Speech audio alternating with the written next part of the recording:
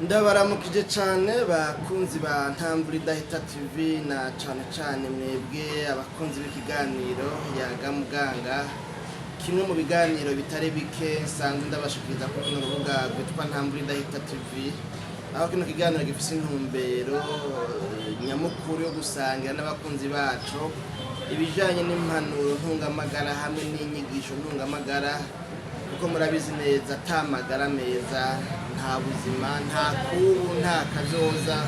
Amagara meza ni umushinge w'ibintu byose, w'iterambere ry'igihugu, w'iterambere ry'ingo, w'iterambere ry'imiryango, n'umushinge w'iterambere n'ubwabo mbere banashaka ry'amashengero dusengamwo n'ibindi byinshi. None rero niyo mpamvu muri kino kiganiro dukunze kuganira namwe cane dufatiye ku bintu umuntu yokora bikamufasha kugira amagara meza, ibintu umuntu yokwirinda bikamufasha kwikingira cyangwa se kuba kure, cyangwa se kugira ngo ntihabeho ico muca mu ryahumye ngo gitume novuga ngo amagara ahungabana. None rero nuko no munsi dufashe kino kiganiro ni itariki imwe ya mbere y'ukwezi kwa mbere k'umwaka w'ibihumbi 2026, novuga ngo ahanini mbere ahubwo ni mu ntumbero yo kwipfurizanya umwaka mushasha.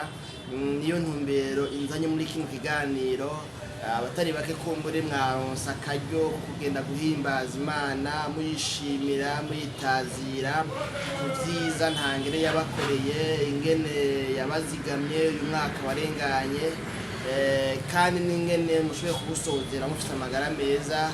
Ni koko nta vyerade, ntivyama vyerade aha mw'isi, harabaho ibibazo ugasanga kumbure urumva ko hari ahantu agasonga gacumita, urumva ko hari ahantu bitagenda neza, canke mu muryango hakaba hariho ikibazo kijanye n'amagara make.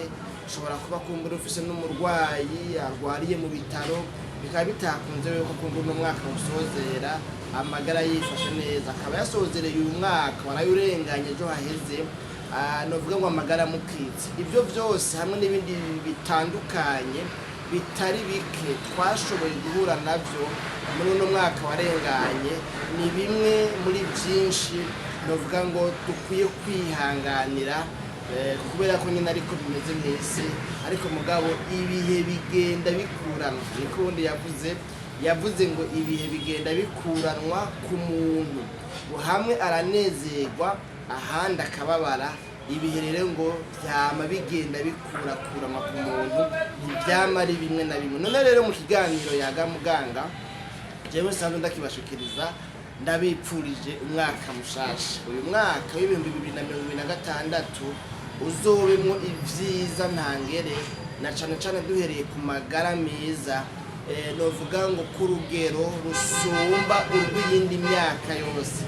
Uyu mwaka mu bijanye n'amagara meza uzobabere imfura y'iyindi myaka.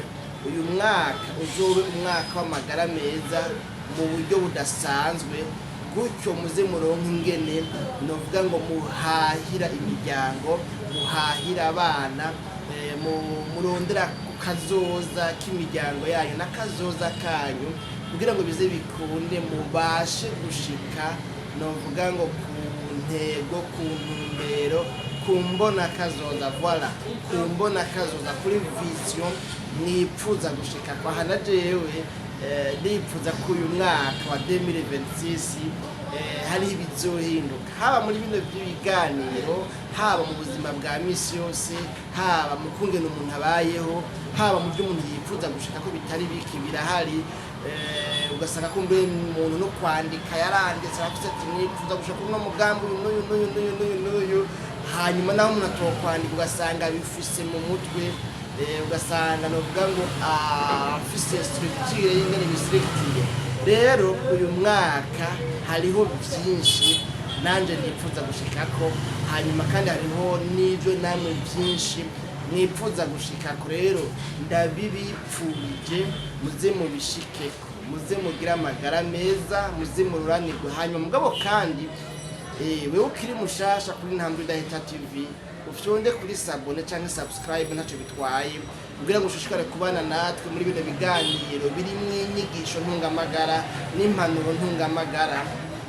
hariho n'ibindi biganiro by'iyobokamana ducishamwo ijambo ry'Imana tuganira kuri ibi na biriya kugira ngo bifashe ubuzima Kristo, ubuzima bw'ukwemera bw'ukwizera bwacu kugira ngo bube ubuzima novuga ngo bufise intumbero nziza Imana inezererwa cyangwa se intumbero ihimbara Imana. None rero nuko niyaboneshe mufende kuri sabone cyangwa subscribe, hanyuma ibyiyumviro byanyu, intererano yanyu, ibibazo kuri iki na kiriya mu bijanye n'ibyo duha dushikiriza murashobora kubitumenyesha muciye muri commentaire canke mugaca ku nimero zacu za WhatsApp zisanzwe ziri ngaho mu mwidondoro wa buri video yose dushirako canke mu mwidondoro wa runo rubuga turashirako amanimero yacu haba kuri WhatsApp haba mbere no kuri Facebook. Ushatse hariho link canke lien muri description de la chaîne umwidondoro wa runo rubuga, gutyo bikaba rero byoca bituma udushikira byoroshe, hanyuma ukabana natwe ugakorana natwe, hanyuma tugafatana mu mugongo kumbure ari nk'ikiganiro ukeneye kudushikiriza kuri ibi na biriya bivanye n'ibyo usanzwe ukora mu byo kwiteza imbere cyangwa se mu bijyanye n'amagara meza cyangwa mu bijyanye n'iyobokamana. murazi ko habaho ibishinga ntahe cyangwa icyo umuntu ashimira Imana akumva neza ko yogisangira n'abandi, aho hose murahawe ikaza kuri Intambwe Idahita TV, imiryango iruguye. None rero nta magwara ahogwa kuvuga menshi siko kuyamara.